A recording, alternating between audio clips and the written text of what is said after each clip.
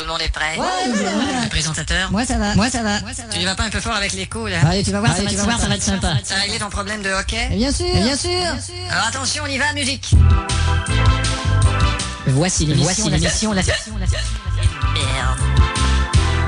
Et oui, bonsoir, c'est l'émission La Science et vous, émission de vulgarisation scientifique qui répond à toutes vos questions. Et nous avons ce soir le professeur Alfred. Bonsoir, professeur. Eh oui, c'est logique. La question la plus souvent répétée cette semaine, professeur, vu l'éventuelle surpopulation sur la Terre, est-il possible que nous puissions habiter un autre système solaire? C'est-à-dire que le mouvement giratoire de certains systèmes solaires est opposé au nôtre, ce qui explique la non-compatibilité de la biorythmie humaine sur ces systèmes. Ah non, d'accord. Mais si on vulgarise votre réponse, qu'est-ce que ça donne? Ça donne le putain de mouvement giratoire de certains systèmes solaires de mes deux est opposé à notre système de mon cul, ce qui explique D'accord, la c'est bien, merci. non-compatibilité de merde. Nous avons d'ailleurs un diagramme dans le projecteur Oui. que Caroline pourra nous... Oui, ici on voit un schéma de certaines parties d'un système solaire qui est à des centaines d'années-lumière d'ici. Oh là là. Et si on agrandit les photos... Caroline, vous voulez nous agrandir les parties? Eh ben c'est déjà fait en ce qui me concerne. Y a plus de musique? Eh ben quoi, la sono, t'as coupé la musique? C'est pas ma faute, il y a le CD qui est fini là. Et tu le remets au début, merde. Donc nous ne pourrions survivre dans ce système solaire. En fait, il y a peu de chances que l'on puisse survivre dans ce système solaire. Et ajouter à cela le manque d'atmosphère sur certaines planètes. Dis donc, la sono, qu'est-ce que c'est que ce truc? Tu m'as dit de remettre le disque au début. J'ai déjà dit de jamais travailler avec des compiles. Oui, continuez, professeur. Cela me porte à penser que nous en reviendrons à nos premières expériences. C'est-à-dire envoyer des animaux à notre place. Ah, croyez-vous? Plutôt que des hommes. Mais si les effets sont concluants, peut-être les premiers hommes dans quelques années. Oui, mais Tout de est-ce suite que- après, on pourrait commencer à envisager des cités.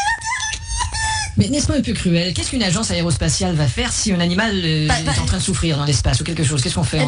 Il faut l'abattre. Oui, légitimement, mais est-ce qu'on peut le faire à une telle distance? En appuyant sur un simple bouton. Ah, vraiment? Et aujourd'hui, quand on bute une bête en orbite, il faut l'abattre au bouton. Quand on bute une bête en orbite, il faut l'abattre au bouton. Oui, C'est bonne celle-là. Écoutez, Margot est un fardeau, elle mange du barbeau et parle à l'argot. Écoutez celle-là. Paul qui a pas de poil appelle Pierre qui a pas de pelle, ils se disent qu'ils peuvent pas pelleter de poil. Écoute celle-là, Léo était là-haut et Léa était là. Léo et Léa étaient là-haut. Jeanne et Jean sont de gentils agents. Pisse encore, je pisse encore, pisser mon corps. Le pervers père de Pierre perd son impervers. Ça suffit. D'accord, professeur, Oui. nous avons une question qui revient souvent aussi. Vous savez, l'attraction sur d'autres planètes, la gravité. Attention, l'attraction et la gravité sont un complément et non pas deux choses pareilles. Ah, vraiment? Comme par exemple, il peut y avoir une attraction sans gravité. Ah bon? Comme Euro Disney. C'est vraiment une attraction. Sans gravité. C'est ça. C'est pas grave d'aller Euro Disney. Par contre, les danseuses nues sont une attraction assez grave. Ça peut le devenir, oui. Bon, tout le monde est prêt, l'annonceur, t'es prêt? Oui, Tu vas me faire ça avec un petit peu plus d'assurance et de confiance que la dernière fois? oui, Oui? oui. C'est parti. Voici peut-être un petit peu l'émission là. À moins que je ne me trompe. Bonjour. Aujourd'hui à l'émission.